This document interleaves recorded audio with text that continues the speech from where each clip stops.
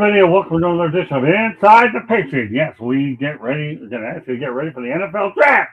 I got a lot of information, so get ready for a lot of it. So, with that said, we got Tommy in the house. Welcome back, Tommy.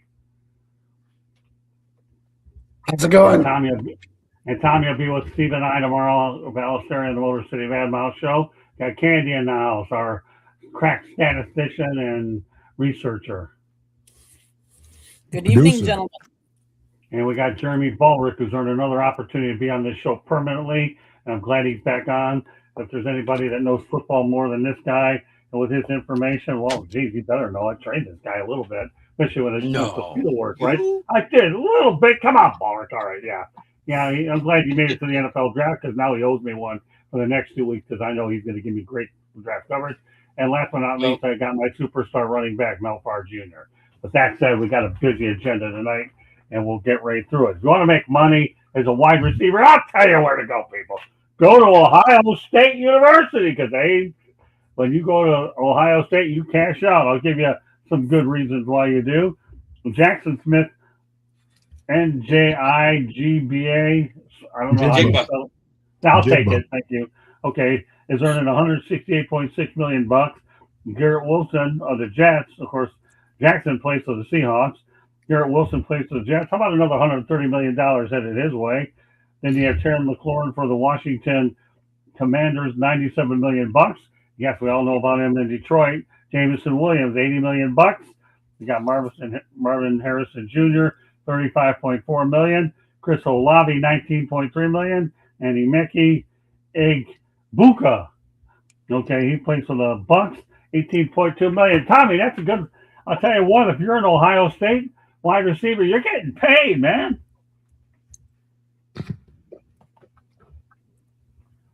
Aren't you, Tommy? That's all right. Oh, he's freezing. Yeah, this is it's out of control. The money these guys are being played. Yeah, it really is. Boy, you got a good smile, Tommy. I like that smile. Boy, it's frozen in time. But I like how Jeremiah Smith. I like how Jeremiah Smith remains committed to Ohio State, and he didn't just go to the biggest suitor. Yeah. Ohio State is the biggest suitor. What are you talking about? I'm sure they're paying him a boatload of money. Yeah. Candy, take a crack at this one. Ohio State, you go there, you get paid. Well, let's face it, they've even had Hall of Famers, Chris Carter, Joey Galloway, Santonio Holmes, Ted Ginn Jr. They've had some big name players that have played for them. And yes, we can call them wide receiver U. That's what their name has been.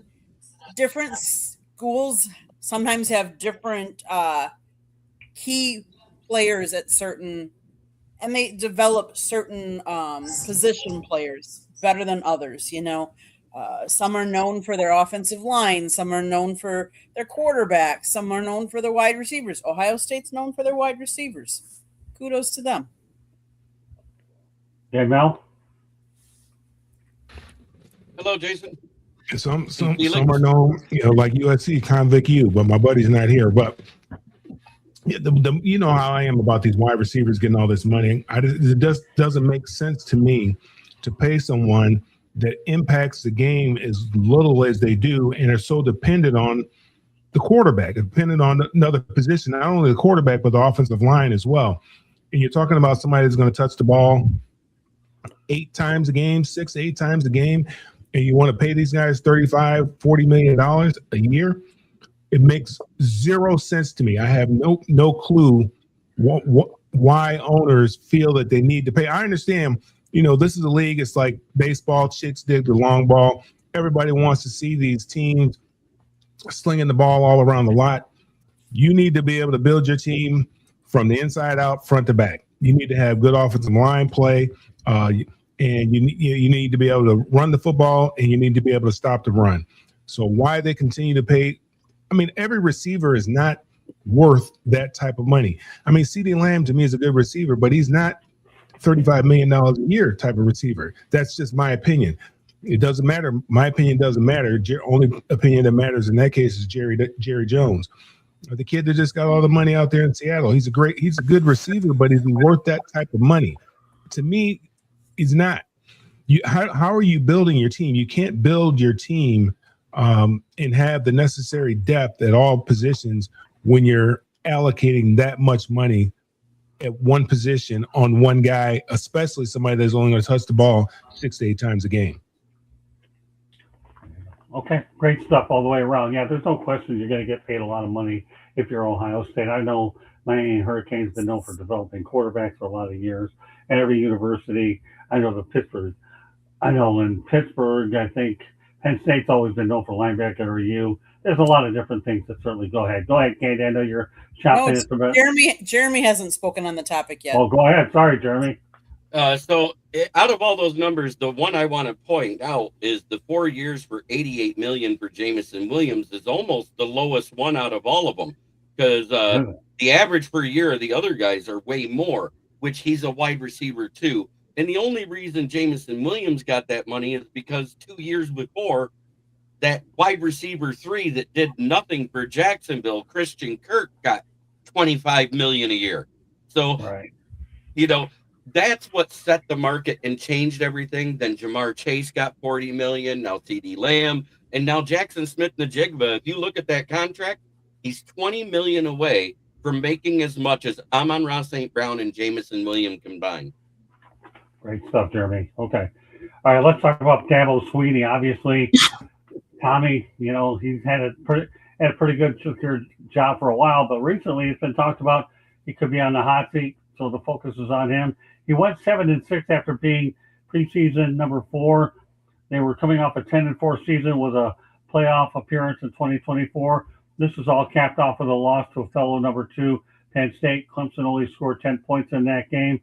And then, of course, unfortunately, it's a downfall for Clemson, is that Clemson last 5 seasons have been disappointing, progressively getting worse through the years. Apparently, Dabo Swinney's refusal to utilize the portal is the main reason that they're having difficulties, and their maximum capabilities is a big reason for this. But one guy that I talked to, though, but let's get this: in 2021, they were 10-3, and they had a preseason rank of number 3 and postseason rank of number 14. I'll tell you what, when I was at the Senior Bowl, and here's a guy to watch out for, and we're talking about a kid by the name of Adam Randall. He's one of the first guys that I spoke to, and what we're going to do is this kid here is thankful that they did use the portal because it gave him an opportunity to play at Clemson, and now this kid has a chance to be picked up somewhere. I have no idea what his projections are, but I'm going to tell you one thing. Candy, play the tape. I want everybody to give their opinion on what they think of this kid. Adam Randall, to me, could be a hidden gem. Candy, go to the tape. To the Motor City Mad Mouse Show. I am pleased to be joined by Clemson running back Adam Randall. Thanks for being on the show. Yes, sir. Nice to be here. Well, obviously coming out of Clemson, you play for Dabo Swinney. What was that experience like playing for arguably one of the best coaches? It was such a blessing, Coach Swinney believing in me, especially since I came out of high school. He had instilled a lot of confidence and belief in me. I feel like that program is set up to build young men into young boys into young men. I know he's not really big on the transfer portal and a lot of the new things yet. Do you like the way that he's still trying to find a way to build it the old-fashioned way, even though at times it might appear to be, he might be a little bit behind the times? Coach Swinney is going to do it Coach Swinney's way, and I feel like I'm going to support him in it, whatever way he wants to do it. I mean, obviously he dabbled in the portal a little bit this year, but I feel like that guy is such a great competitor that he wants to win that, he's going to do whatever's best for his program, and he wants to win as many ball games as he can. So, if it takes a transfer portal, he's going to use it. If it doesn't, that's what he feels like. And I'm a product of him not having to use the transfer portal. He could have easily went out there and got another running back last year, and he decided not to, and it gave me so many opportunities this year to perform. Yeah, tell me what this experience so far, Adam, has been like here at the Senior Bowl. You obviously have scouts and coaches and so forth, but explain the experience from start to finish in terms of what you're gaining out of this experience. I'm just gaining so much more knowledge and knowledge from the next level that I'm just extremely appreciative to be here. Having an opportunity just to come out here and work against the top talent in the country is such a blessing, and I'm blessed. And it's been a blessing that I've been selected to be here. what do you feel are some of your biggest attributes? You feel that like you are able to hold on to the ball pretty well, ball control, and your speed that scouts are going to take notice for you? I just think it's my versatility, my ability to go down the field and make catches downfield and also be able to run in between the tackles. I think I bring a lot to an offense and a lot within my game that I'm able to use and just continue to grow upon. I have to ask you one other question. As a running back, are there any particular running backs that you idolize or, I grew up with covered Barry Sanders, but Barry Sanders obviously is unique. But any guys that you really pattern yourself or idolize that you actually feel that, I hate to compare anybody, but give us your take on some of these guys. My biggest comparison has been Cordell Patterson. Him switching from wide receiver to running back from Tennessee. I've just been able to watch a lot of his film and continue to grow and expand upon his tape. Any other things you want to add in terms of what you're looking forward to? Obviously, we have the game and more practices. Are the coaches here at the Senior Bowl able to teach you a lot of things that you weren't able to get with Coach Sweeney and the Clemson staff? No, I had a lot of great coaches in Clemson, and I just feel like I'm expounding upon my knowledge while I'm here and just being able to use that and take it to the next level. Well, all I can tell you, Adam, I appreciate you being on the Motor City Mad Mouse Show. I wish you nothing but the best. I'll follow in your pro career. Thank you. Thank you. All right, some takes. I mean, what do you think of this kid? He's a high character kid, isn't he? Tommy? Yeah, and he's speaking of what makes Dabo Sweeney Clemson football. If Dabo has to adjust, I think he'll finally come around to that. But Dabo Sweeney is Clemson football. I think he would leave Clemson before Clemson would want to let him go. Candy? Yeah, I thought your questions were good. I think Adam spoke highly of Dabo, and obviously he said Dabo could have gone out and used the transfer portal, but he didn't. He stuck with the players that he brought in, and he tried to develop them to the best of his ability. So kudos to Dabo for that. Jeremy? I love Adam Randall. I think he's a class act. I like the way he ran at the combine. I like the drills he ran, the way he was able to receive in those routes, just like the receivers, because that's becoming a bigger thing. But the difference is everybody forgets his freshman year, he was a receiver that broke his hand. And so he learned a different position because he did struggle at first with receiving the ball. Did not know that. Great stuff, Jeremy. That's why you're on the show permanently. Great stuff. Okay, Mel, he's a running back. What do you think of this running back? Well, very well spoken. Obviously, you can't expect him to say anything poorly about the program. I think he answered that question very well when you asked him about the program. It's kind of hard to talk about, you're talking about something in the past and something that he's, really doesn't have a whole lot of control over.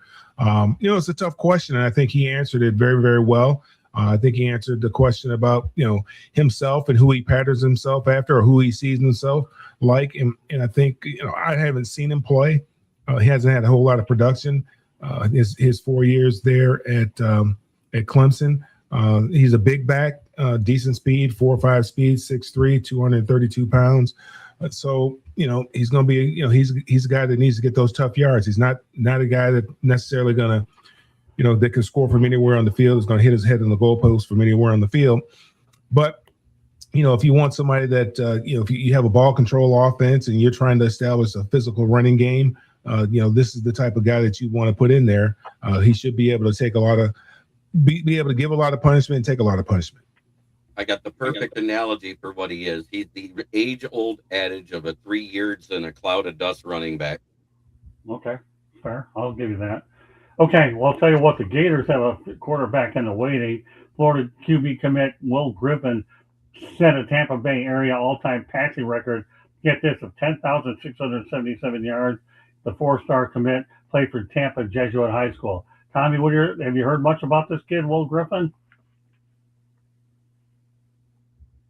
Tommy? No, I just heard that he's a top recruit.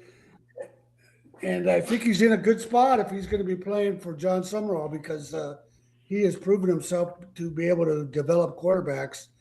Darian Benson, who was he until he played for Summerall at Tulane and then cashed in with $4 million at Duke? Why was he worth $4 million?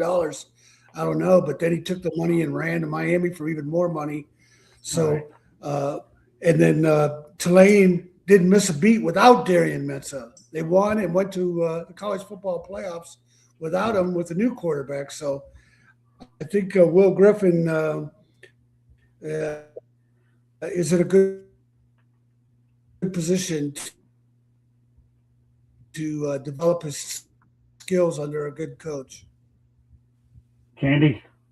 He is recognized as one of Florida's top high school passers in history with 12,299 passing yards and 143 touchdowns. He's considered a physically ready quarterback. He's considered a pocket passer with pro-style capabilities, strong arm strength, and good anticipation. He passed for 2,534 yards and 37 touchdowns with only 2 interceptions in 2025. So he ended his career at Tampa Jesuit as the Tampa Bay area's all-time passing leader and second in Florida State history for passing touchdowns. That says a lot because there's a lot of good football talent that comes out of the state of Florida. So to be second all-time, that's pretty impressive. And I know personally from covering Tampa high school football when I was at University of South Florida, they produce a lot of great prospects out there. They really, really do. Jeremy, some thoughts about this kid. Well, he ranked as the top 15 quarterback nationwide for the 2026 draft class. That's a pretty high praise. That puts him into that upper echelon nationwide, not just in Florida. He might have been the top Florida guy, but it's amazing. And he set records. What do you expect? And he's 6'3" and 230 pounds coming out of high school. Talk about being a prototypical quarterback size. Yeah, and the fact of the matter is he could grow a little bit more too. So, Right. if gain another inch or two. Mel? Yeah, I haven't heard a lot about this kid, so I'm interested to see what he's going to do, but I don't know much about this kid. Fair enough. The other three made it up for it. So, all right, let's talk about here, Tommy. This is right up your alley, my friend. We're talking about Michigan State portal commit. Michigan State has actually signed Miami quarterback transfer Charles Brantley and returned to East Lansing. For Brantley, obviously, he was a multi-year starter for the Spartans before transferring to Miami.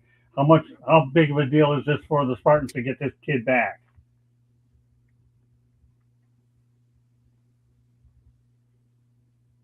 Tommy? The Spartans went into the portal quite a bit in their secondary. And got a couple other guys that might be the starters. But Charles Brantley, I don't know why he ever left Michigan State in the first place. As a freshman, he intercepted a pass that ended Michigan's drive in the 2021 season.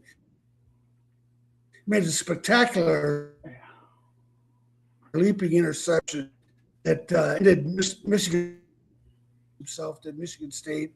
And then he kept entering the portal every year. He came back. He got hurt.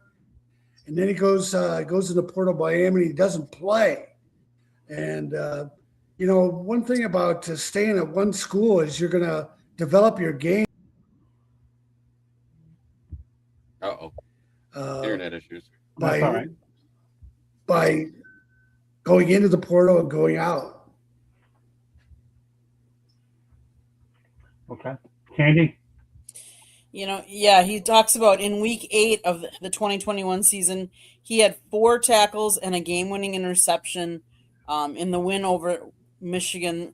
In his freshman season, 2020, he played 8 games, notching 18 tackles, 4 pass deflections, and an interception. He did, during the 2023 season, played in just 3 games after suffering a season-ending injury where he had 10 tackles and a pass deflection. He played a couple games in 2024, and then he announced he was doing the transfer portal, and then he didn't play, and now he's back. So I don't know exactly why he left. I mean, he went to school down here in Venice, Florida, so he was familiar with the U, but obviously Michigan State, recruited him, and now he's back there. Well, he has a chance to play for Pat Fitzgerald. So Pat Fitzgerald obviously, I think he's going to really do a good job his first year. I really, truly do. Jeremy?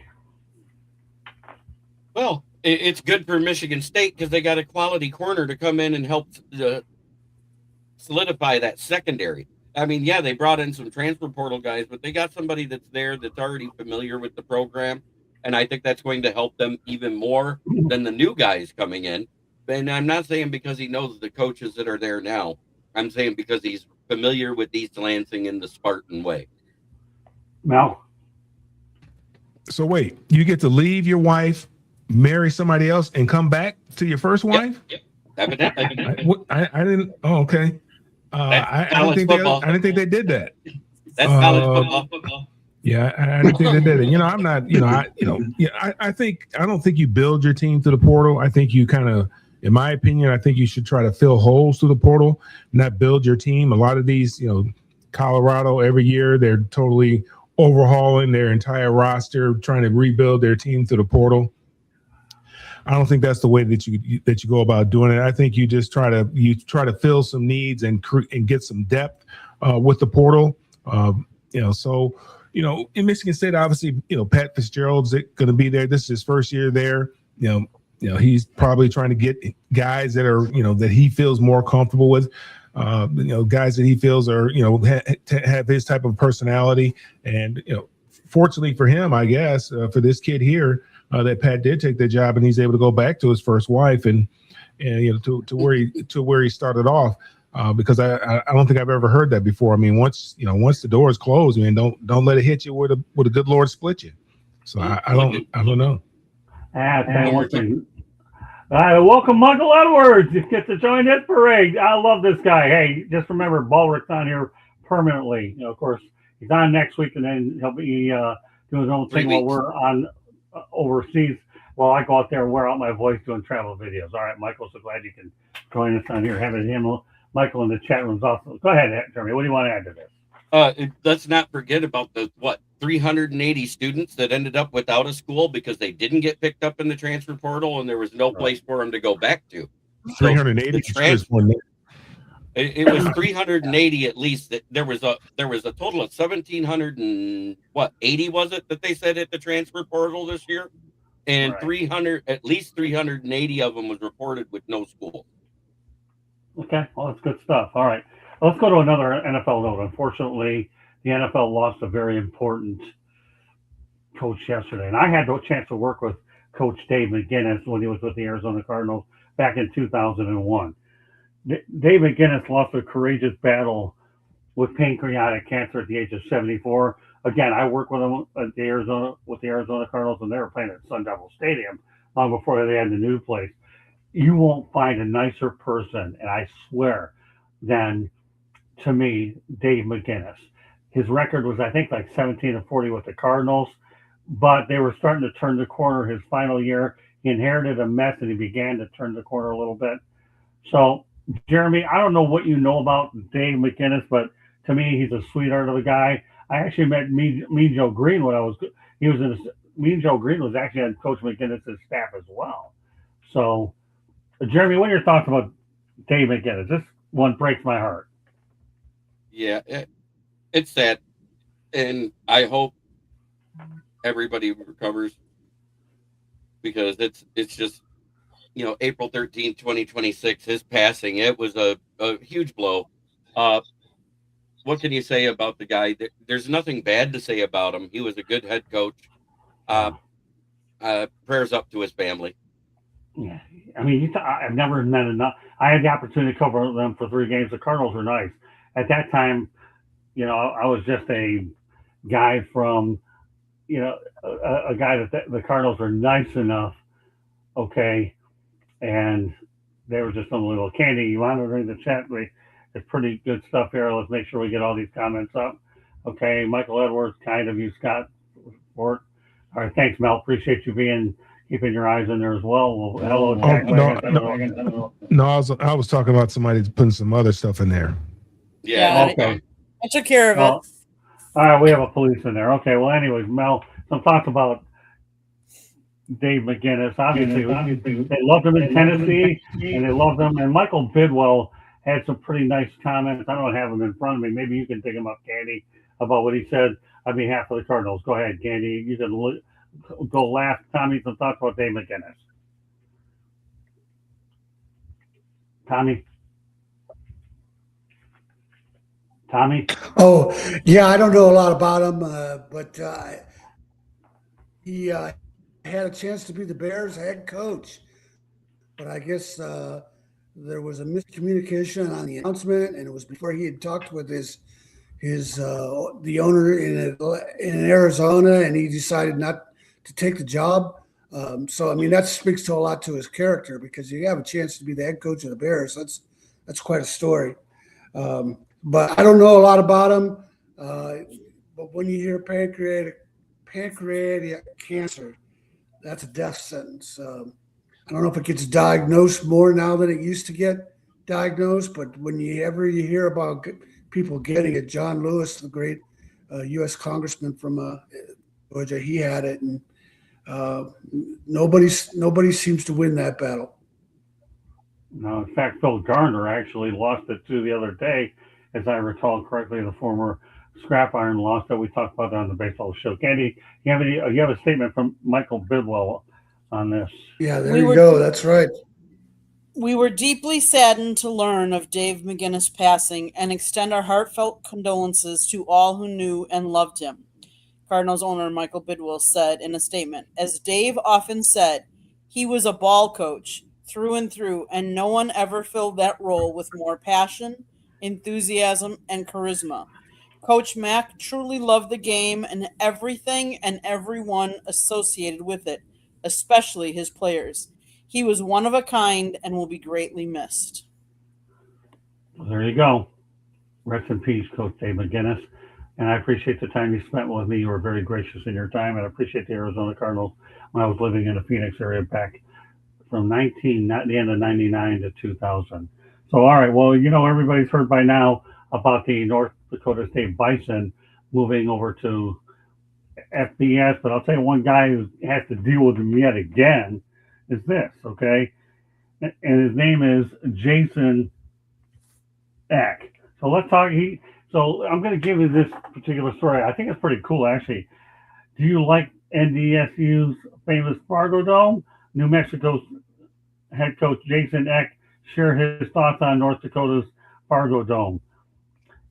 And number one, he says, number one, the dome references North Dakota State's Fargo Dome, one of the most unique venues in all of college football. The Bison are set to join the FBS and Mountain West in 2026 and will fight for a waiver to be college football playoff eligible 1 year. I don't know if that's been done yet.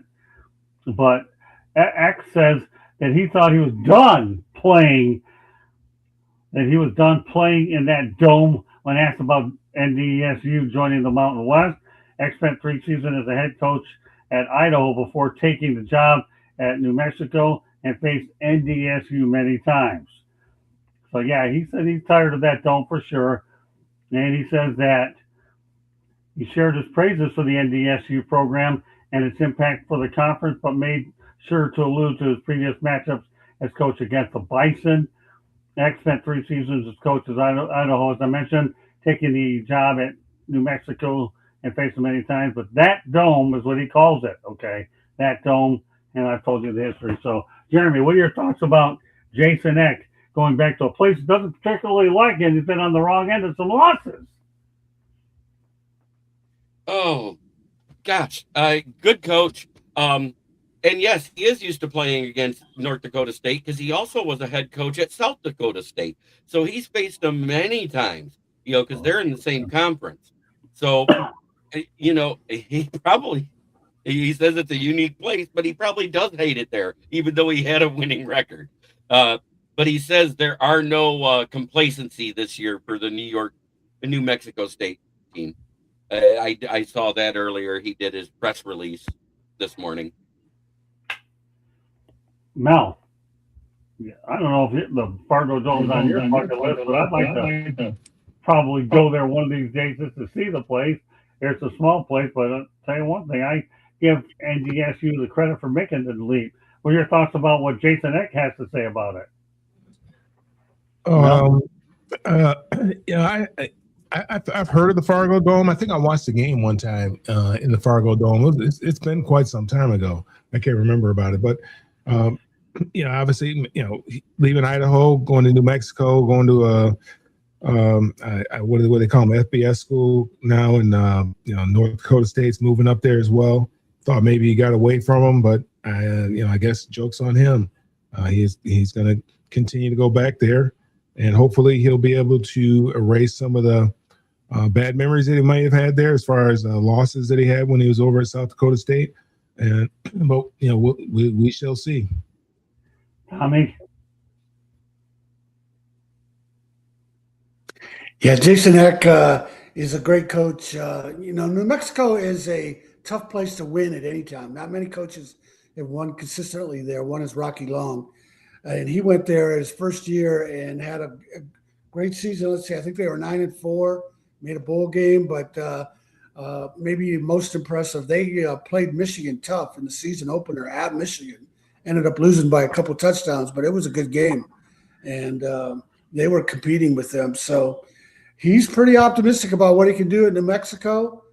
And I wonder if some of that was just tongue-in-cheek about the Fargo Dome, because the Fargo Dome shows that the whole North Dakota State football community is pretty committed and dedicated to having a quality program. Yeah, I'll tell you, they're well on their way too. Candy? Jason Eck was born in La Crosse, Wisconsin, and played for the Wisconsin Badgers. He was an offensive lineman. We talk about schools that are good with certain positions. There you go. So, and he's coached at a bunch of different states. Good for him. As far as the Fargo Dome, it opened in 1992. It seats for football around 18,700, but it is widely known as the loudest venue in college football, creating a strong home field advantage. So I can see that why you wouldn't want to play there. And if you, I should have brought up a picture and put the picture up on it. It's enclosed, so obviously, the sound is all, and not many college stadiums are enclosed, so that really keeps the sound in for playing. Yeah, it's a bucket list item now. At least this one isn't too far, Candy. Okay, so at least this one's going to be great. And I'd like to actually go to this place in Fargo. I've actually been through Fargo and been there before, saw the Capitol, but never this place. Of course, like you said, it was just recently built. Well, let's talk about the 49ers, because they're going to have an travel schedule that's going to embark them about 38,000 miles in the regular season. But here's what you're going to have with the 49ers. They're going to play a regular season game in Melbourne, Australia, a home regular season game in Mexico City, and they have a schedule that includes 2 cross-country road games at the Falcons and the Giants. They might be the most well-traveled team in NFL history next year. We already knew that this was coming, but the 49ers, okay, get this, they're getting a road game in Melbourne, Australia, and then a home game in Mexico City in the same city. It's crazy, but that's over 19,000 miles at 2 trips, and that would rank 12th among travel miles for all games last year. So you want to talk about some frequent flyer miles, Tommy? The 49ers are getting them. That's the new NFL. They're expanding their reach across the globe. Going to Australia, playing games in Australia is a smart move. I don't really put much into the total mileage that a team is going to travel, because teams have been traveling coast to coast for a long time, just a little bit longer because of a couple of international trips, but they're separated. The Australia trip is to start the season, and they don't go to Mexico City until December. And the NFL always builds in a time between those travel trips. So I don't really think it factors into the results of the team's play or their record. Candy? The total distance for their season is estimated at around 38,250, which would surpass the previous record of over 37,000 miles for the 2025 Chargers. The team will travel more than 54 time zones, featuring the Week 1 matchup against the Rams in Australia, and yes, a December home game in Mexico. Do I think it'll factor in?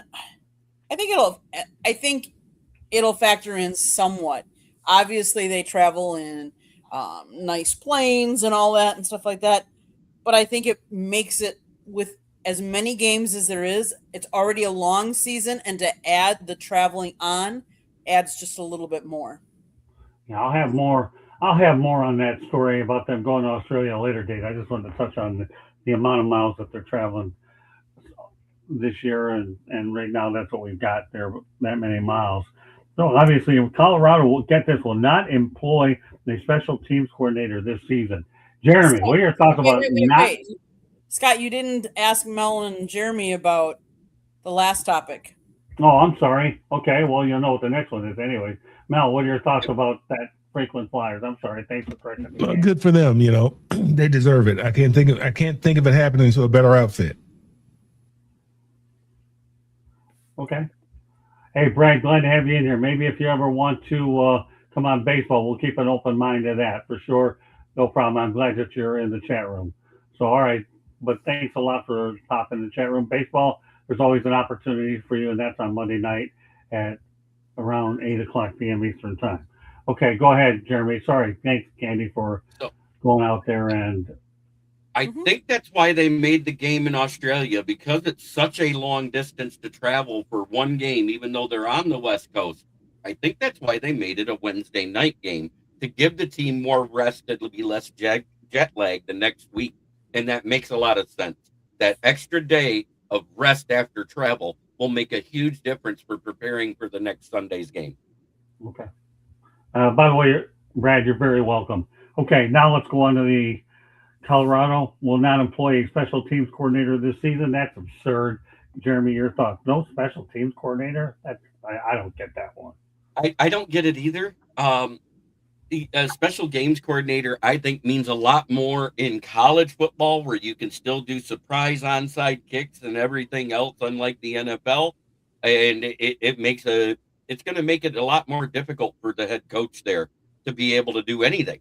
I don't like it. It does not make sense to me. It does not compute. No. I don't remember us having a special teams coordinator when I was playing in college. It'd be one of the offensive line coach that would be the punt team coach, and then somebody else would be the punt return coach, another one of the position coaches. Somebody else would be the kicking coach, whether it be field goal or field goal block. Somebody else would do that, and then somebody would do kickoff and kickoff return. So, I mean, if you split up the duties amongst some of the coaches you already have, it's not really that big of a deal. If you're just going to go out there and wing it, then it's a problem. Now, I'm sure that Dion has a plan. I would imagine that he has a plan. Maybe they have a grad assistant or something like that might be doing it. A lot of times you'd have a grad assistant that would come in and help out on the special teams. I don't understand it, but it's not uncommon. Like I said, back when I played, there was no special team coordinator when I played college football. Candy.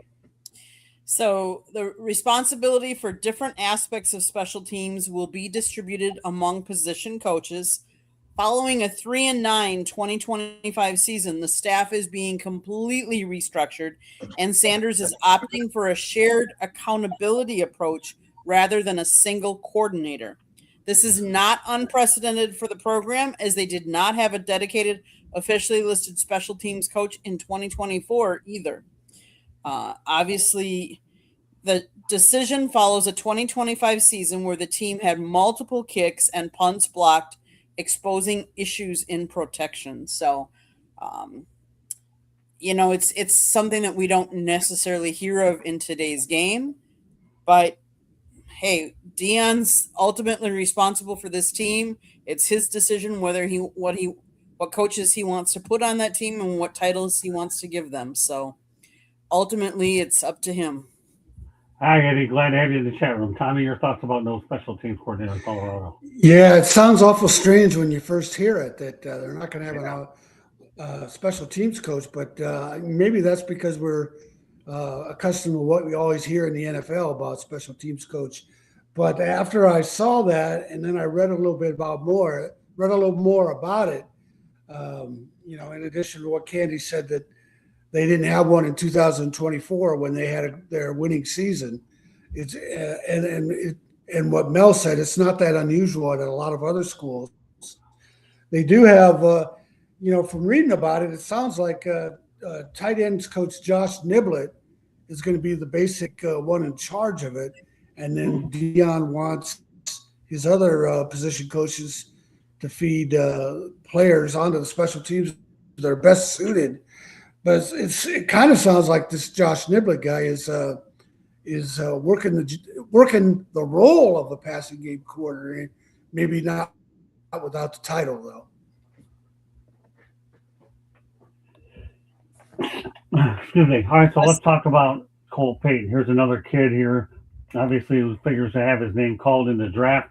And what we're going to do is play a sound clip of Cole, and I interviewed him as well. Let's give us your thoughts about what you think of him as a prospect. Go ahead, Candy.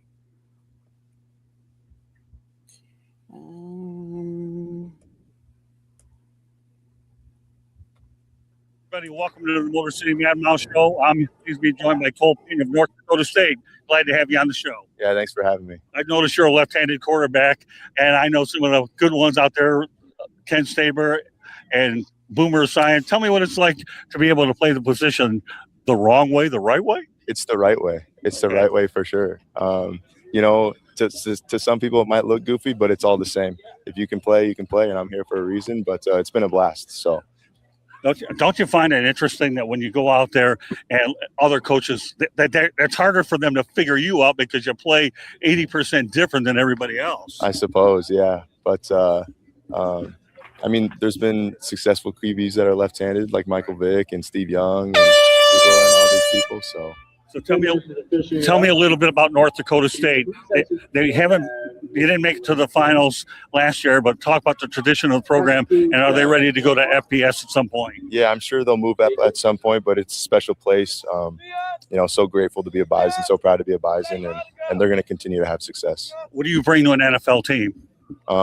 I'm an animal when the ball's in my hand. I'm an animal. You're an animal, yeah, all right. Yeah. And any other things that you want to add that you want to tell scouts and so forth? And I just I love this game. I love to compete. I love to learn and grow, and that's why I do it. Well, all I can tell you is I've always admired North Dakota State, and they have a great tradition of quarterbacks. You want to follow in that tradition as well? 100%. Yep, there's been a long lineage. That's a big reason I went there.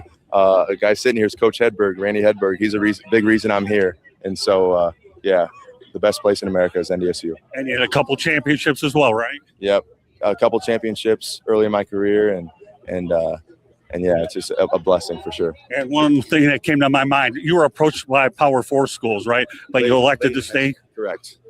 Yep. Yeah. It means loyalty to the Bison. It means that much to you? It does. It's that awesome of a place. Cool. Been a pleasure talking to you. I wish you the best. All right. Thank you. Take care. All right, you know what else he brings to the NFL before I turn over? His height is 6'2.5", weight 229, 2025 stats for Forum FCS All-America First Team, 2025 193.8. Pass efficiency, number one in the FCS, 71.9%. As far as his completion percentage, number two. Career rushing, 1,918 yards, 31 touchdowns, 6.7 yards per catch. All right, Jeremy, you get the particulars with this guy. Thanks a lot, Michael. Appreciate it. Yeah, I do like this guy. It's one of the 30 visits that the Lions had this season, no less. So we actually talked to him. I'm getting ready to do a draft profile just because of it, because I didn't know he was on their radar until I saw him listed. So I like what I hear from him in particular. And like Michael Ditton Edwards said there, it was nice foreshadowing, asking the question, 2 months before it was announced that they were moving to that conference in FBS. It's just a hunch, Michael. When you've been around this game for so many years, Michael, you just got to ride with the hunch. So, anything else you want to add, JB? Nope, that. All right, we'll turn it over to Mel. Go ahead, Mel. The guy spoke very well. Again, tough questions sometimes for a player to have to answer, and I think he handled those questions well. I'm trying to see, how many yards he threw for over there in North Dakota State. I'm not really seeing it, but his pre-draft measurables. I mean, he's looks like he's got a little mobility. He's got some size to him, 6'2", almost 6'3", 230 pounds. So he seems to be sturdy. The problem with him, and I'm not real big on left-handers because the spin is different. You gotta adjust your offense to that. Left tackles are getting all the money, and all of a sudden your backside is on the right side now. So if you're a team that already has a left-handed quarterback, it makes sense to bring somebody like him in, similar to what I think the Falcons did, right? Because Penix is left-handed, right? If I'm not mistaken. And you bring in Tua, who's left-handed. So, maybe you take a flyer on this kid here in the late rounds and let him come in and put him on the practice squad and let him develop and see what he can become. All right, Jeremy, I'm going to go back to you. Where are they projecting this guy? What do you think they're going to what's he slotted at? Do you have any rough idea where Cole's going to be at? Let me look. I actually got the PFSN draft site up. I can check. And if you need to listen, I think it's third to fifth round. Is it third or fifth round, Tommy? And if you want fifth. And if you want Candy to go ahead and send you this video, Jeremy, for your mocks, she'll be more than happy to send it to you. I'll give you permission to use it if you want to. Okay. So, up to you, your call, but she can do it. I'm going to be sending Steve Ballesteri the one on Randall. Okay, well, that's interesting stuff. So he's like a mid-round pick. That's you get a guy in that area. You got a hidden gem that can hold the clipboard, and a left-handed quarterback. I think you got a hidden gem, right, Tommy? Yeah, the thing that impressed me most about that interview was that he had a chance to go to a Power 4 school, and he stayed there.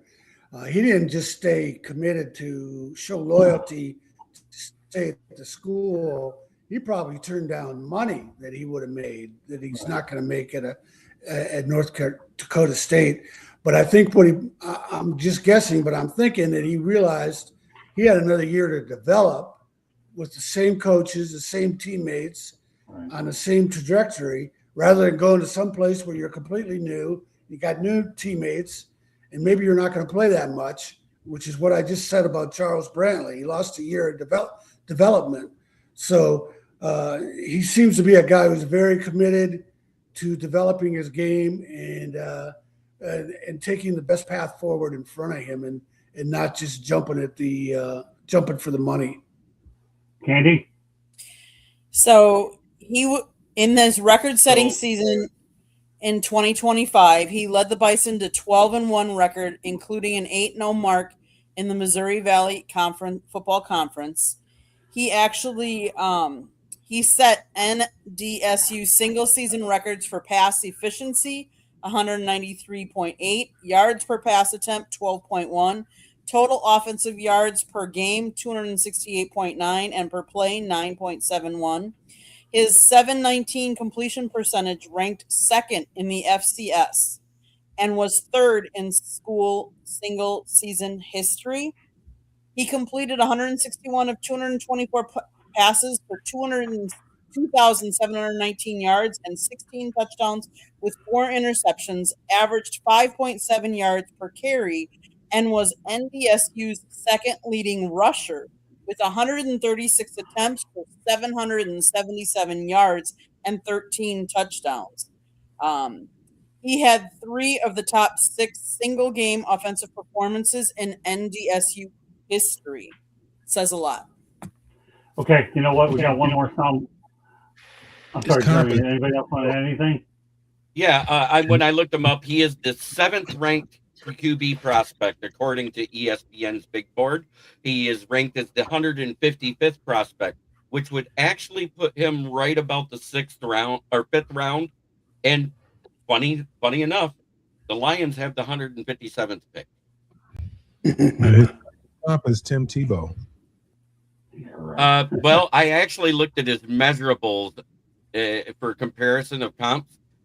At 6'3" and 232 and a 10 1/4 inch hand with 31 and 0.625 inch arms and a 40-inch vert with a 10'10" broad jump, it actually measures up closer to Andrew Luck in stature.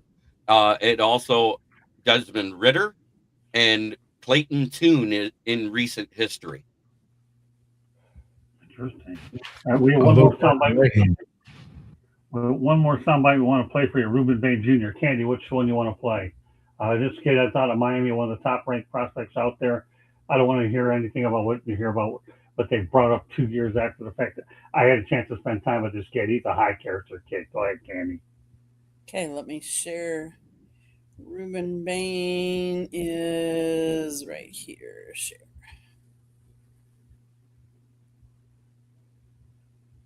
That it culminated to you getting to the national championship. So you had a lot of good postseason experience.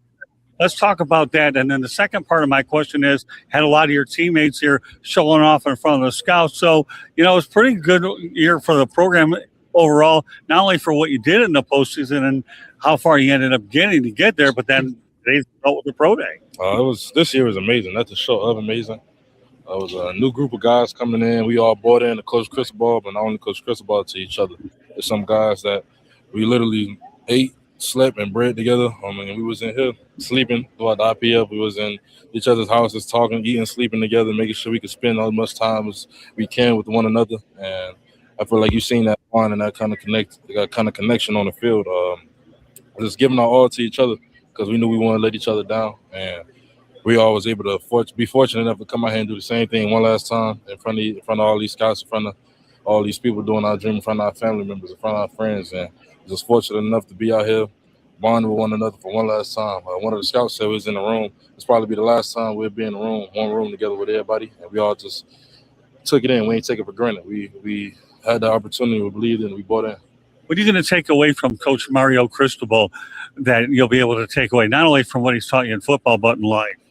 Mentality. You got to work, whether that's football or just life. It's not nothing going to be handed to you. You always want to surround yourself with the best people because iron's going to sharpen iron, the best on best. And that's the kind of mentality he gave me. Just having that mentality to walk around in the building, walk with my head high, my chest out, because I know I put the work in to do anything, and anything is achievable as long as you put the work in. Because Cristobal been the best mentor of my life these last 3 years and pushing me each and every day, make sure I was surrounded by the best guys and make sure he was surrounding me. Surrounding the best guys around me and making sure we could come in this building, put our all in, and leave with our heads high because we knew we put the work in on Green Tree. We knew we put the work in this IPL to get everything we needed done. All right. So anybody can say what they want about this kid, but this kid here is a heck of a player. He really is. I've watched him play the last few years, and some team out there is going to find themselves a heck of a player. Jeremy, what are your thoughts about the character of Ruben Bain Jr.? Character-wise, I have no issue with him. I mean, the fact that people are slandering him right now about something that happened 2 years ago is disgusting to me. It's a lot like all the other stuff that came out about so many people that have been cleared of stuff. Look at the punt god is what he was called. The guy that lost his job in Buffalo, Matt Ariza, to find out it was all fake. Stuff like that ruins these kids' careers. And I wish GMs and whoever's digging up the dirt would just stop. Because if it happened 2 years ago and he served a suspension, that means it's done. He hasn't had an issue ever since. Okay. Mel?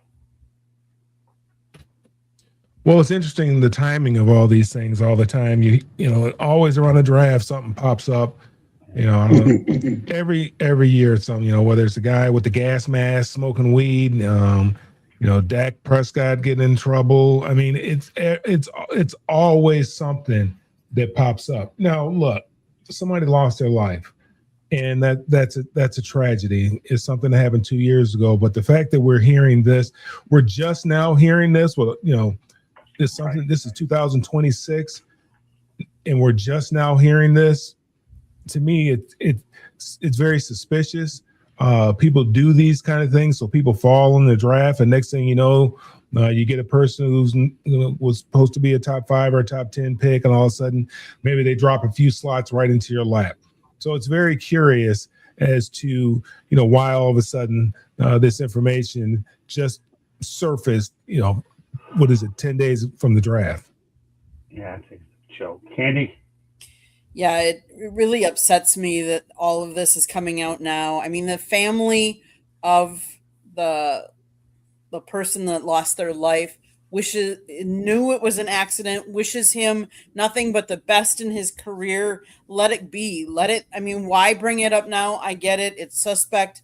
Don't know who did it, but Ruben is a really good, hardworking kid. And I wish him nothing but the best. Okay. Who have I called on so far? Tom has to go. Okay, go ahead, Tommy. Yeah, he had a great season. He was getting talk about Heisman Trophy votes, and that's not an easy thing to do for any defensive lineman. I don't know how he ended up finishing on the voting, because I think he had some of his best games earlier in the season. But there's no doubt that he's a great player, and he's good. I hope he does well. Great stuff. I guess everybody, I just love the guy. He really is. We'll probably have Candy may have 1 or 2 more sound bites we're going to put on Fire Up on Thursday night, but these are the 2 we'll want to put out here tonight for sure. We have more to come on this kid, and anything else to come up will be brought on Fire Up. But we got it tonight. So let's talk about the risers and fallers from the 2026 Panini Senior Bowl, which Candy and I had the opportunity to cover. Obviously, not too many losers. That's not a mistake. But a couple of the honorable mentions. We'll start with Western Michigan edge rusher Nadami Tucker, Notre Dame wide receiver Malachi Fields, Indiana running back Kalon Black, Michigan edge rusher Derek Moore. Okay, and then so I'm going to go over some players who are up and down. And I know, Mel, you got about 6 minutes or so at least we got you in for this topic, and then you can promote your nonprofit. We're going to start out with Mike Washington Jr. His stock went up. Jeremy, your thoughts about this guy? You're doing more research than anybody. Which one were you asking about, the last one? Mike Washington Jr., the kid out of Arkansas. I love the kid. He has had some fumbling issues in college, but we saw that with another running back that turned out to be great and not having fumbling issues in the NFL after being coached by one and only Mike Hart before he went back to Eastern Michigan, and that is Jonathan Taylor, if you remember right. So right. I think he has that type of potential. That's his ceiling. I'm not comparing him to Jonathan Taylor, but at his height, size, and speed, with 4.33 speed at 6'3" and 228 pounds, the sky's the limit. If he can eliminate the fumbling issues, he'll be a great addition to any team that needs a premier running back, because that type of speed is not normal. Okay, everybody's going to follow Jeremy on this, so you're going to be the first one. Mel, some thoughts about Mike Washington, running back? Yeah, I'm with Jeremy. I mean, there's certain things you can't coach, and you can't coach 4.33. I mean, you can't coach that. He's 6'1", he's 225 pounds, and he can hit his head on the goalpost from anywhere on the field. No, that's a game-breaking type of running back. You get the ball in his hands a variety of different ways, whether it's handing the ball off to him or throwing the ball to him or tossing it to him. You get the ball in his hands 20, 25 times a game. That's why a guy like him should be making $35 to $40 million, because he's a difference maker. I understand running backs don't get that money. I'm not saying that this guy should get that kind of money, but I'm just saying a difference maker like this, because he's going to affect the game. He can control the game because of his size and his power, but then he can also break the game wide open because he's got home run speed. He can hit his head on the goalpost from anywhere on the field. So this guy's going to get an opportunity to play. He's going to get an opportunity, fix the fumbling issues. Normally it's just, it's pretty simple. It's just a matter of concentrating and how you carry the ball, protect the points, making sure you're protecting all the points in the football. Not really a big issue, not something that he has to think a whole lot about, but something that he can get coached up on, very, very easily. But the guy has a chance because he has all the measurables. He has all the measurables. Now the other stuff we don't really know about. As far as his heart and will and all that other kind of stuff. But that's something that is yet to be seen, and he'll get an opportunity to prove whether or not he deserves to play in the National Football League. Candy. He spent the 2025 season as a starting running back for Arkansas, where he rushed for 1,070 yards, 8 touchdowns, and received for 226 yards and a touchdown in 12 games. So he's a dual threat. That also helps. Yes, maybe he has some fumbling issues, but I think the right coaches can really help you with that. So kudos to him. One last little nugget. He was born on the 3rd of July. Hey, Tommy. History of NFL running backs who had better pro careers in college. So it sounds like he's one of those guys that it's going to be crucial that he goes to the right team, the team that where he can fill a need and also have a position coach who knows how to work with him and teach him. I think Mel said once that about John Robinson, that a lot of coaches just not all coaches are as good at teaching what you need to do, and sounds like that's what he needs to do to overcome whatever he lacks. Let's stay with the running back team. Tyron Montgomery is up, and apparently he collected 2,599 receiving yards and 36 total TDs in 2 seasons of college football. All right, Jeremy, some thoughts about Tyron Montgomery. They're saying his stock went up too. Before I talk on Ty Montgomery, I want to talk about where I think the perfect landing spot for Mike Washington is. And Go right ahead. He was originally a day 3 pick until the combine. He shot up the draft boards. It's looking like late 2nd round, early 3rd is where he's projected to go. I say the Seahawks to replace K9. Interesting. Okay. Now you talk about Montgomery. Ty Montgomery, what great wide receiver, excellent production. He's not the crispest route runner, but he has great hands and can make contested catches. So if he works on his route running, he has the chance to develop into a solid wide receiver number 2 in the NFL. Hey, Mel, can you stay on for the rest of this topic, and then we'll let you go? Is that all right? You with me, or do you have to get going that hard out? Yeah, no, that's fine. I got what time is it? I'll finish this one up. I don't know a whole lot about this kid. What's his name? Well, Tyron Montgomery. This kid's out of, I think, John Carroll University. Yeah, he came out of one of the smaller schools. Yeah. Yeah, I don't know a whole lot about this kid as far as size, speed, and or anything. To be honest with you, he's a wide receiver or running back. What is he? Wide receiver.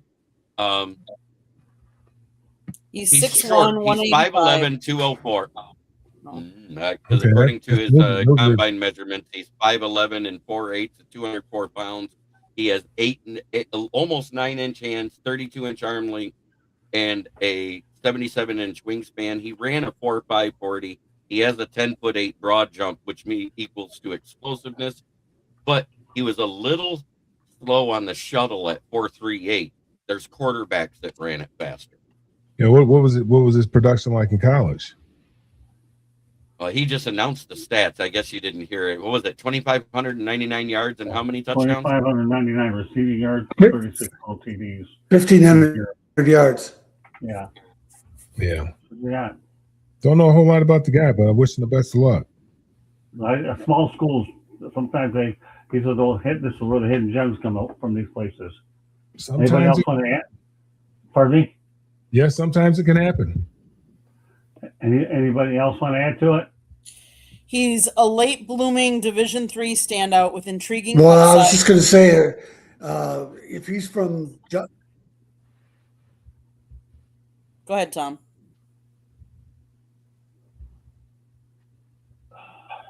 I was just going to say, if he's from John Carroll Division III school, that's Don Shula's school. If he's from a Division III school and gets invited to the Senior Bowl, somebody sees something in him.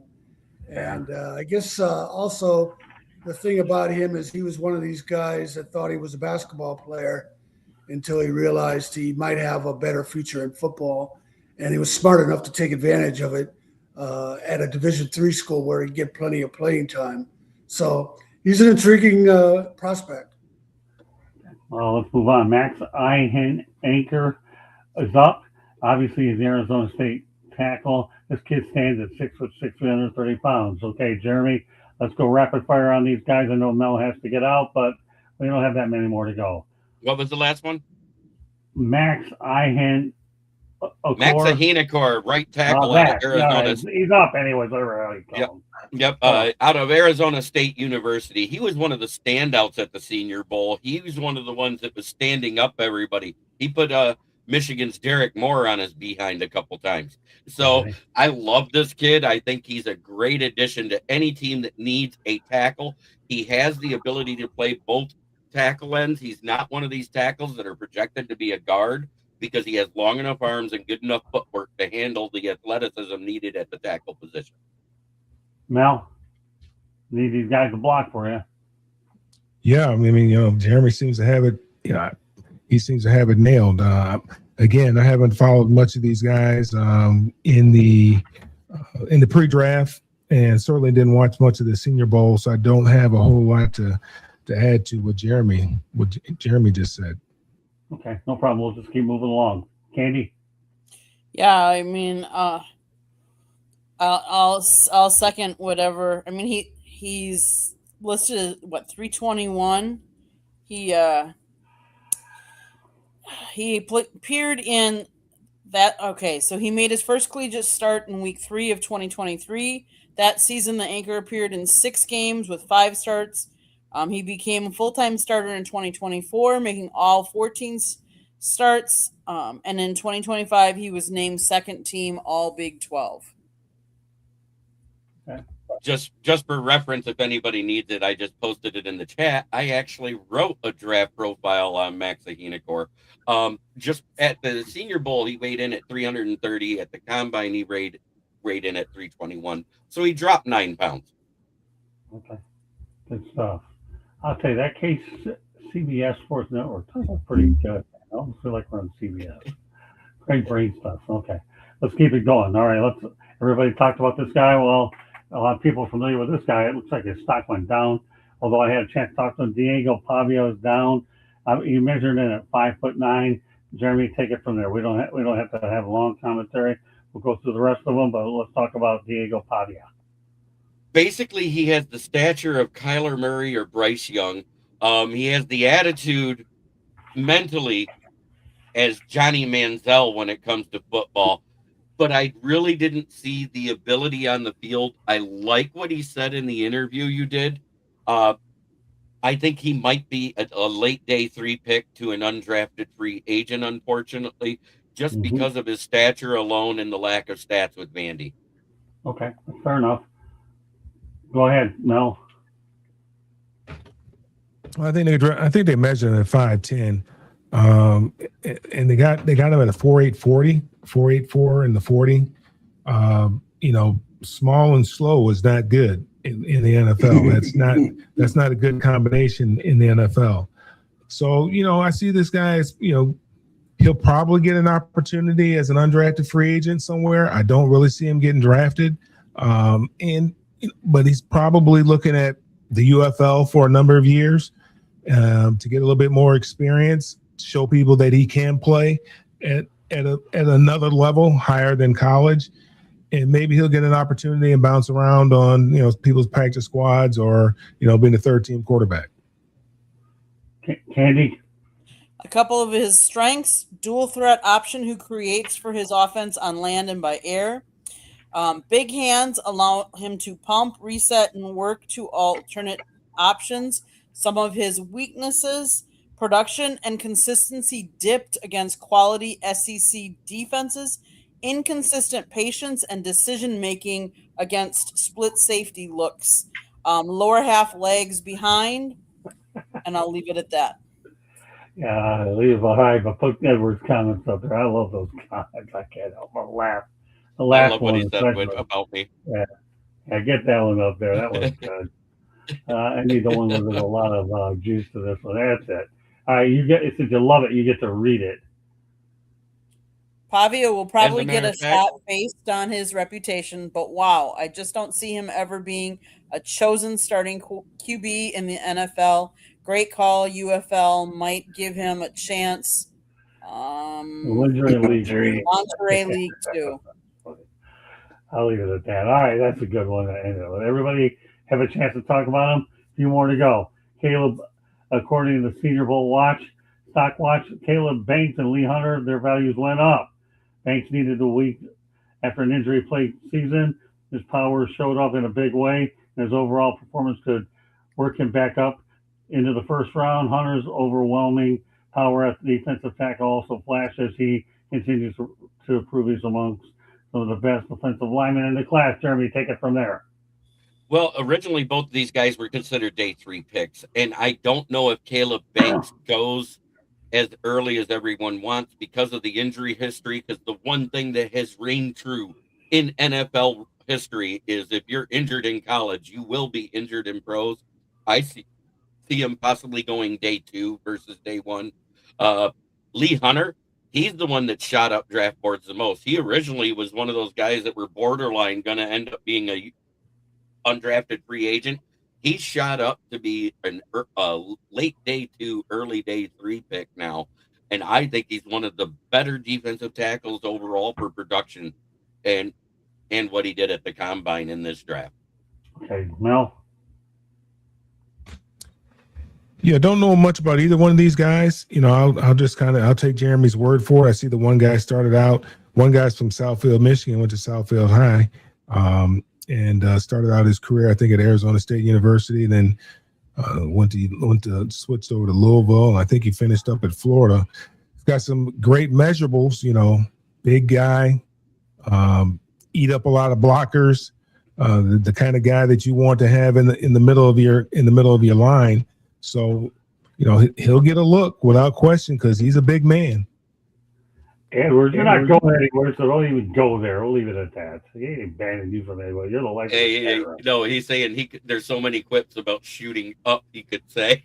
Oh, okay. Well, either way, you're not getting banned, Edwards. Don't worry about it. Just keep contributing. All right, Candy. So as far as Banks is, some of the strengths that they're talking about, he uses long arms and heavy hands to stun blockers. He has power to press and separate at the point, above average first step quickness and pursuit movements. Some of his weaknesses, though, he looked heavier and slower in 2025 when he dealt with the foot injury. Hands get a little sloppy working from blocker to blocker. Takes time to disengage and tackle his gaps. Fatigue and sees his rush effectiveness decline. Hey, Tommy? That one. Yeah, I don't have anything to add to all that. That sounds good to me. All right, that's okay. Hey, listen, you know what? We're trying. I knew this was probably one of those shows where, a lot of people are going to have to watch it a time or two because I packed a lot of information in this show. Other ones, we have more topics. This one, we have a lot of information. Next up, you have Zion Young. His stock went up.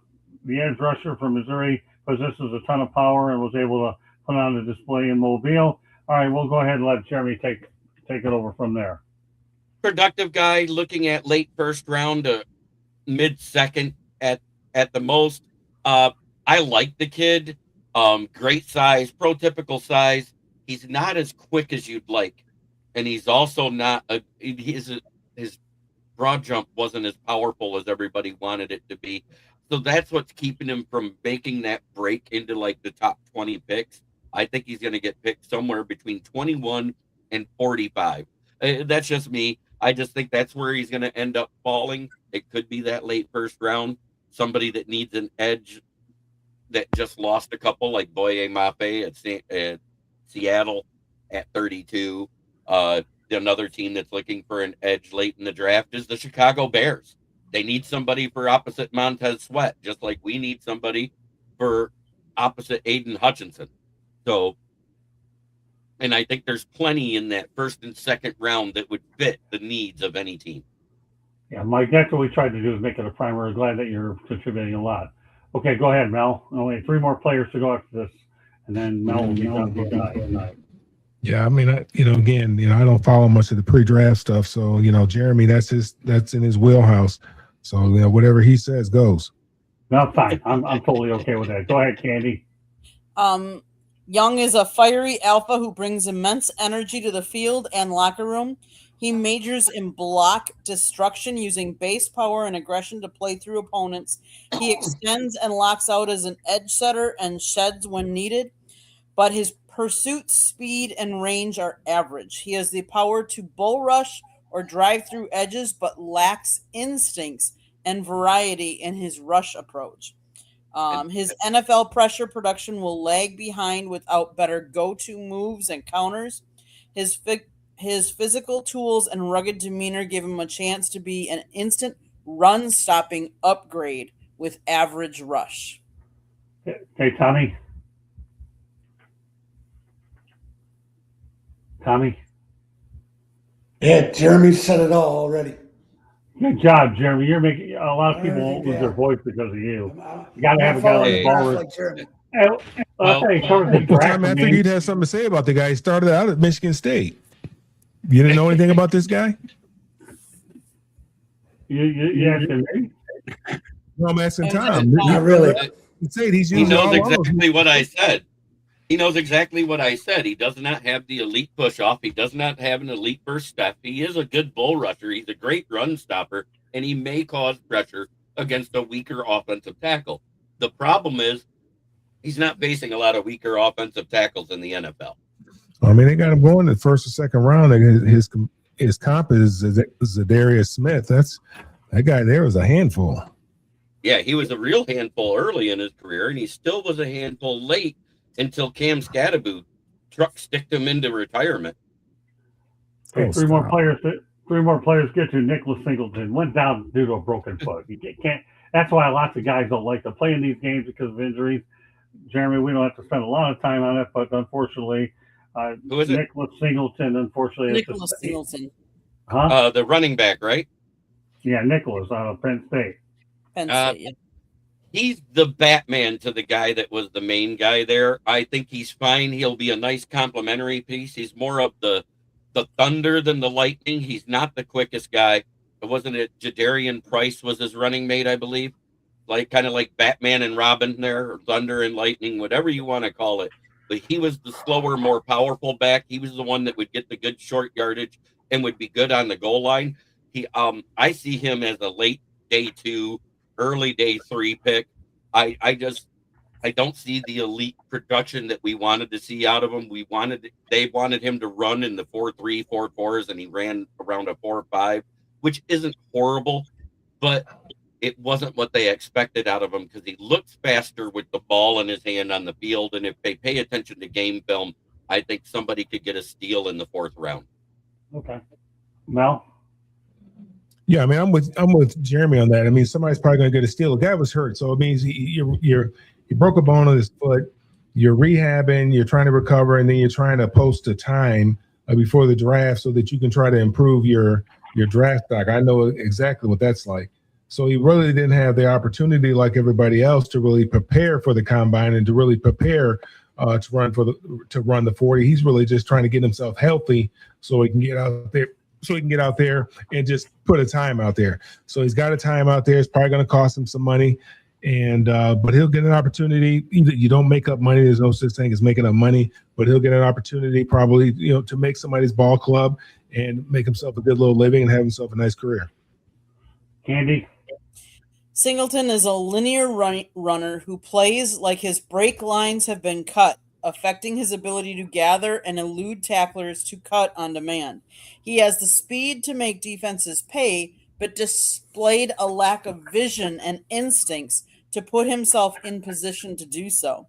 Relative to his teammate, Katron Allen, his size and speed will get attention, but his ability to return kicks and play on third downs could ultimately earn him a roster spot as an RB3. Tommy? Nothing to add. Okay, no problem. I have something to add, and his name is Jay Knott. His stock went up. Jeremy? What's the first name? Jaydn. Jaden? Jaden, is he? What position is he? Because I don't Yeah, know that name off the top of my head. yeah. Well, he's actually a big time transfer from Cal and was poised to lead the Sooners backfield and became a top 75 pick. Total 68 yards, 21 carries, and a buzz around his name. He was one of the better backs in Mobile. Maybe he's back. Okay, so he didn't get a lot of publicity, but he was a back that played there. You want to take it from there, or you just want to move on? I'm going to try to look him up for a minute. Give me a little bit. All right, that's okay. Candy, I know nothing about this. Oh, no, there that's he is. okay. He's one of the few guys you don't know about, but I'll give you a minute to figure it out. Go ahead, Candy. What do you know about this guy? His scouting report says his strengths are he's a patient runner who lets blocks develop before committing downhill. He's a willing pass catcher with soft hands, 98 career receptions across 4 years. Runs with physicality and forward lean despite a frame under 210 pounds. He shows good vision on zone runs, finding cutbacks. His weakness, his production fell off a cliff after his sophomore year and he never recovered. His pass protection is a clear liability. Bench press numbers suggest he lacks functional strength to hold up inside. Only 31 snaps at Oklahoma make it nearly impossible to evaluate his current form. All right, Jeremy, what do you want to learn anything there? Okay, what do you got? Okay, he ran a 4.46 He ran a 4.46 40, which actually is the 80th percentile above average. He had a 40.5 vertical jump. He had a 10'11" broad jump, which was excellent for a running back. So he has the first step. He has a decent amount of speed.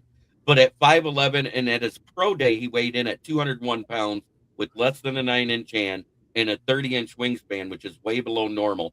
But his relative athletic score, because of his combine measurements and pro day, is a 9.37.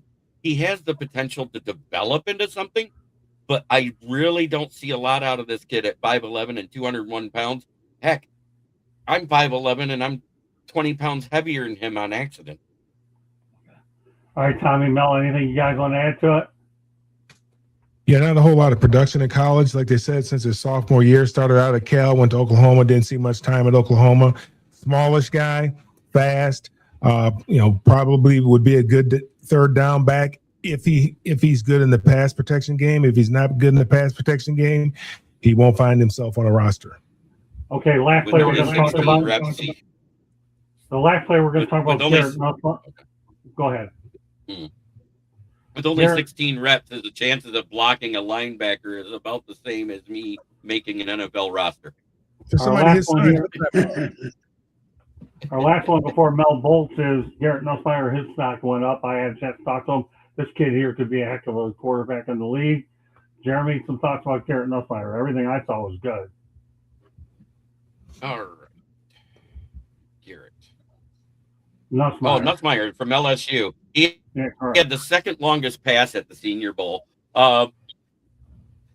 He didn't really test out for running or any of that because he's more of a pocket passer. He does have enough athleticism to break free from the pocket, but at 6'2" and 203, he's average size for a quarterback. He has smaller hand size at 9 and at 8 and shorter arms, but he also has a quick release. I'm not saying he doesn't have the arm strength, and don't confuse that. The guy that had the longest pass at the Senior Bowl was the one you talked to and you just showed the interview to, Cole Payton, who delivered a 50-yard bomb in the air. All right. Okay. Mel, thoughts about Garrett Nussmeier? Well, I mean, his stock has been up and down. The beginning of the year, he was a projected number 1 draft pick. You get through unless you struggled throughout the course of the year, quarterback gets a lot of blame for that. He kind of had, just an okay year. Look at his numbers. His numbers weren't all that great for this past year. So, he'll get an opportunity. Like I say, he'll get an opportunity, start as a backup, maybe a practice squad type guy. But, he's got an uphill climb. There's no question about it. He spent 5 years at LSU. Finally got the opportunity to start as a redshirt junior and then came back as redshirt senior year. which he was hoping was going to be a better year and going to improve his draft stock. And unfortunately, it didn't help it. It didn't help his draft stock. So, he's probably, a day 2 guy, probably, I'm guessing. Jeremy would probably know better than me. But, right now, I think he's probably a day 2 guy, where last year, if he would have came out last year, the guy was probably projected to go somewhere. Maybe he would have an opportunity to go with his numbers, have an opportunity to go in the first round. But again, that was only a 13-game sample size. So, it's kind of difficult to tell. Yeah, Brian Kelly didn't do him any favors for sure. And I had talked to him about that as well. Candy, go some thoughts. And then we're going to let Mel out of here after he promotes his nonprofit. Undersized pocket passer with legitimate arm talent that has not been able to make up for some flaws in his game. He is inconsistent diagnosing coverages and working through progressions, which limit his ability to counter what defenses show him. He plays with a gunslinger mindset and doesn't consistently prioritize ball security. He will make a throw that makes you a believer in one series, but he often follows that up with a turnover that reignites the doubt. He has adequate mobility in the pocket and limits his sack count. Teams will need to balance his mistakes and durability concerns against his potential to improve on his LSU output. All right, Tommy, you have the final word on this one. Yeah, the only thing I'm going to say is he didn't blame anybody for LSU's disappointing season. He seems pretty focused on what he has to do to make the jump to the NFL. So I think he's a pretty sharp guy that's going to put in whatever work is necessary. Yeah, and that's true. As long as he gets in the right system, that's the main point. And I was impressed with everything I saw. All right, Mel, really quickly, let everybody know how to get a hold of you, talk about your nonprofits. Thanks for staying on to the duration of the topic. We appreciate it. Your expertise is important, especially on these evaluations. Go ahead, Mel.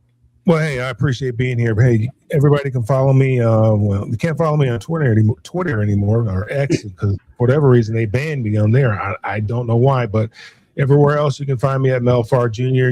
And you can follow what we have going on for the youth down here in Georgia and also in Michigan at melfarsuperstarfoundation.org. You guys have a great evening. Have a great rest of your show. You do the same thing. Look forward to next week, and then we'll have a few weeks off from the show. Thanks a lot for being on here and pushing us a little bit harder, Mel. Appreciate you. Right. God bless, my friend. Have a good night. Here. Get some rest. Thanks. Thank you, Mel. All right, so let's continue the narrative. A few more draft things we want to get to. Notable players who didn't receive a combine invite include Trinidad Chambliss, for obvious reasons. He was working on eligibility. Tyron Montgomery didn't get one. He did not get one. Kalen Black of Indiana didn't get one. Mikael Kamara, Cyrus Allen, and Riley Molman. Why do you think they didn't get invites, Jeremy? Because they weren't at the top of the list. There's only so many players at each position they can invite, because there's 300 players or 325 players that get to come to the combine, and the deeper positions of the better production actually came out in tight ends, defensive line, offensive line, and linebackers. Those are the deepest groups that were at the combine. They were the ones that took the longest each day.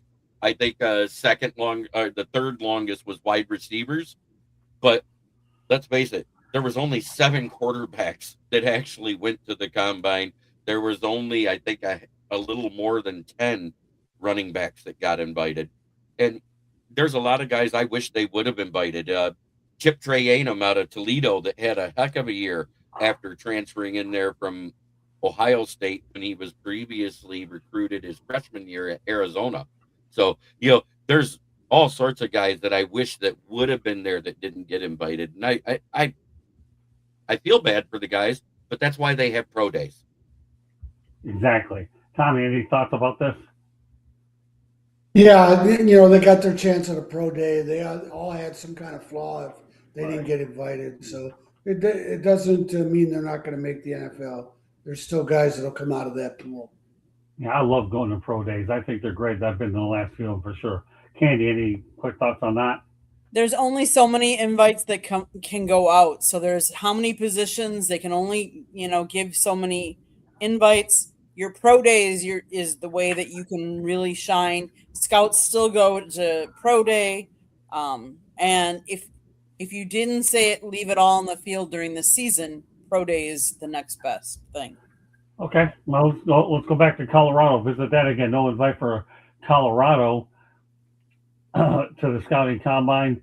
10 players from last season seem declared for the NFL draft by Sports Illustrated. After watching 4 players get drafted last year, Colorado won't have any find a home in this year's draft. Okay, Jeremy, Colorado got shut out this time. And that's because most of them are underclassmen. All their seniors graduated this year. Right. I think they only had 1 or 2 seniors, and they didn't have a good year. They didn't perform well on the field, and it's looking like Coach Prime is not a big time school coach like we all said after he transferred there from or got the job from Jackson State to Colorado. I said I don't know if his style of play will work in the Power 5 conferences, and so far it hasn't. Okay. Tommy? Yeah, you don't have to look any further past the team records. They were what, 9-4 2024 and 3-8, 3-9 last year. So that sums up a lot of it right there. And Deion Sanders is a star, but sometimes that doesn't translate to being able to recruit. When Tony Gwynn took over as the coach at San Diego State, everybody thought the San Diego State was going to finally be good in baseball, and they never were. Great stuff, Tommy. Candy? So no Colorado players were among the 319 invited to the 2026 event, highlighting challenges in player development outside of elite talent. The snub occurred after a 3-9 season raises questions about the team's reliance on the transfer portal rather than long-term top-tier development. Okay, let's continue on. The Seahawks have quintupled in value since their last Super Bowl win, $1.3 billion in 2014, 2026, $6.7 billion, Candy. I'll tell you what, that's not too bad. No, I mean, obviously winning, and they're up for sale, but winning the Super Bowl is automatically going to catapult your value and your stock because, let's face it, everybody counts the Super Bowl as the highest trophy that you can get.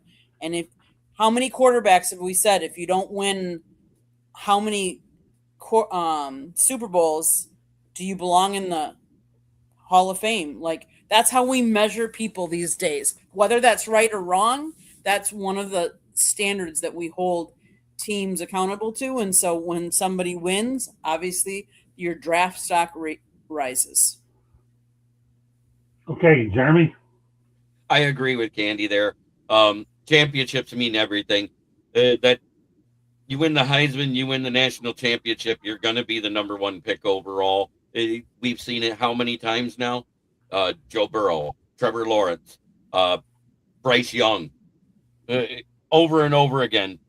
If the quarterback does both, he's the number 1 pick overall. The only exception to that rule is he won a Heisman, but he never won a national championship, was Caleb Williams. Tommy? Yeah, it's the Super Bowl title, great city, great stadium, great fan base. And then on top of all that, everything is increasing in value in the NFL. Yeah, many years ago, I had an opportunity to see the Seahawks play in the Kingdome. That was a heck of a place. If anybody's ever been to the Kingdome, I really enjoyed it. The concrete dome. Too bad it had to come down, but they had to modernize it. Okay. Now, everybody speak about this? So our last topic of the night, likely canceling. Alabama will likely cancel their series with Ohio State. Tommy, do you like this or not? I don't really like it, but it seems like with a lot of these big series are going down. Yeah, who's canceling it? I hadn't heard about this. Is Alabama canceling it? Yeah, Alabama's canceling with Ohio State. Yeah. Yeah, well, they're looking at playing a young quarterback and starting off 0-1. So I think that explains it right there. Okay, well, that's why you're my college football authority. Although, Jeremy, you're making a good case for it too. After what I've seen, and I haven't seen you talk college like this. But but Tommy's the best at it. I have to be that way. But Jeremy, you impress the daylights out of me. He's got the experience. 20 years from now, I'll be just like him. How's that? No, that's okay. There's nothing wrong with that. All right, Jeremy, some thoughts about this cancellation. I don't mind it really because anything that takes money away from overrated state university, I'm good with. Okay, Andy. As you build a program and these smaller schools want to play the bigger schools and all these conferences expanding, you have less and less room for some of these outside non-conference games. Do we want to see this? Probably, but I understand it. I understand the room for smaller schools that need more funding to play the bigger schools and get the paydays that they have. So I understand it. Plus, Alabama doesn't want to be embarrassed. They're not the same caliber school that they used to be. And finally, as we wrap the show up, we do it with the Shanahan Report. Mr. Shanahan, you get to do one tonight. Guess what? You get to do one tomorrow on the Motor City Man Mouse Show. Tom Shanahan's going into a very different show tomorrow night with Steve Ballesteri and I. And Tom, it's called the AG Show. Anything goes. We'll talk non-sports topics, and we're going to have a lot of other interesting topics on hand. Hope you can join Tommy, Steve, and I. All right. Go to my website. Yeah. Go to my website, tomshanahan.report. My Twitter handle is Shanny4055. That's SHANNY4055. My website includes links to buy my books that are on Amazon and Barnes & Noble. And Tommy writes for the South Florida Tribune, as does Jeremy. We got two guys that are loyal to the company. They write.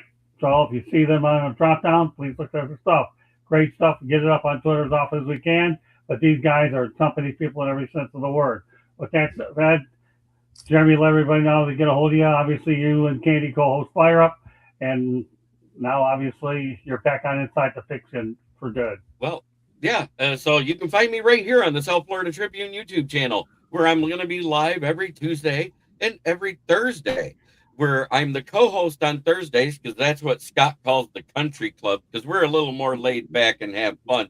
Whereas this is more structured. We try not to interrupt each other. We try not to yell, and we try not to have the Freudian slip, because he likes professionalism.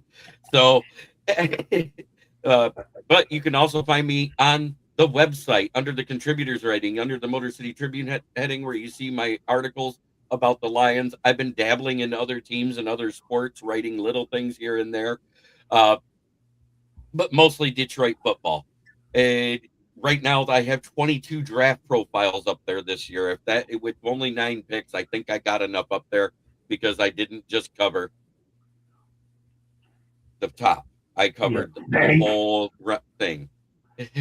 If it is a country club, I have to wear pants when I got. That was good. Shorts are okay. Shorts are okay, Michael. I love Edwards. Man, this guy's great. I guess the good thing I get about Edwards, every time I bring Ballrick on here, I get Edwards in this chat room.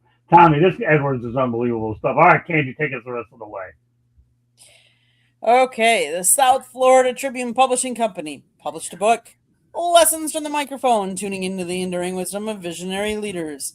It is written by our host, Scott, the Motor City Madmouth Morganroth.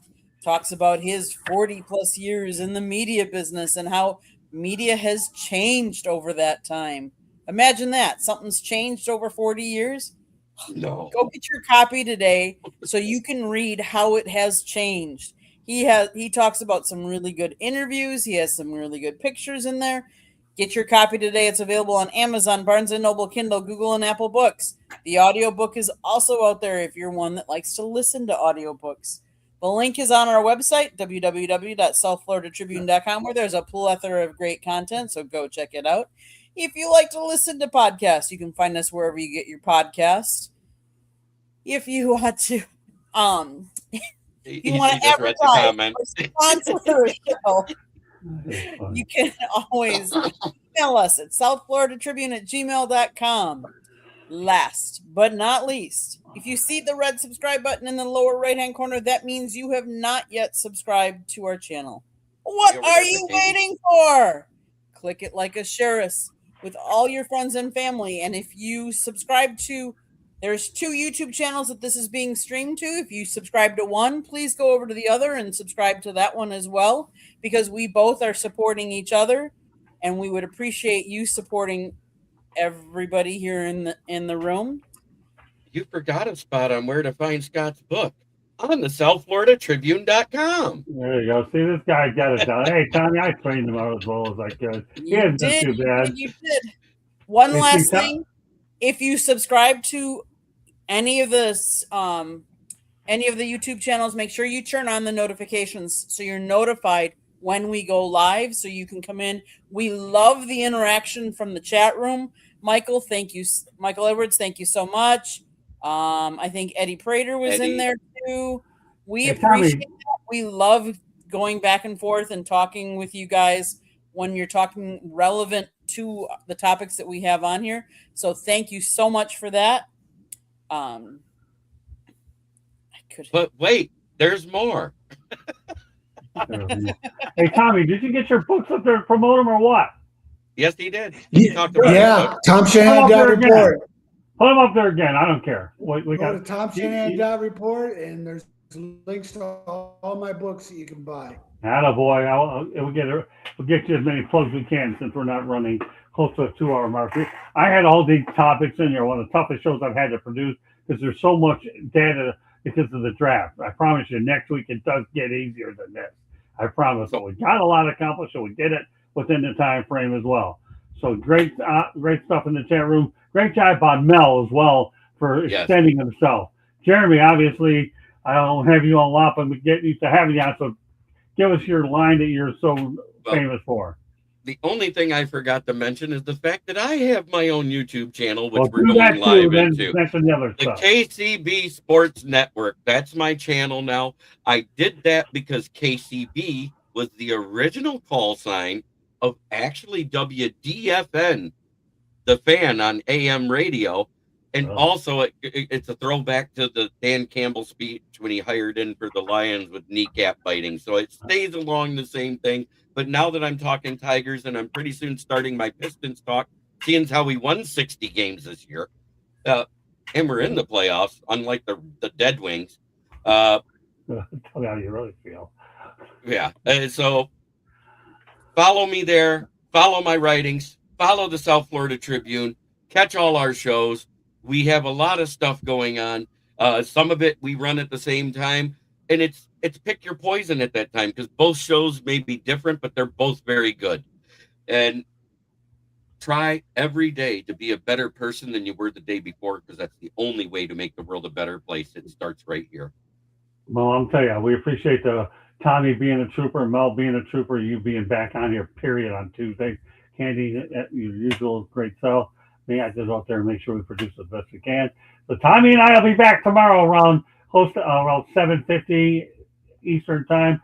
The Motor City Mad Mouse Show, Country Club will be on around 9:30. We'll have a hockey show as well on Thursday, and I've got a couple of other things that I'm planning tomorrow. The Sports Exchange comes on around 9. Have a good group there as well. Eric Katz knows how to light it up. So Tommy got a piece of him last week. I tell you, he got under mouth skin, didn't he, a little bit. Cassie's a little spitfire. But all right, well, we want to thank everybody for joining us.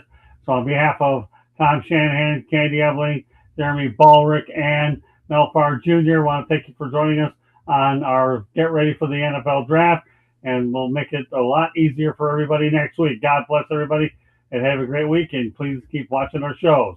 Have a great night, and God bless. Bye now.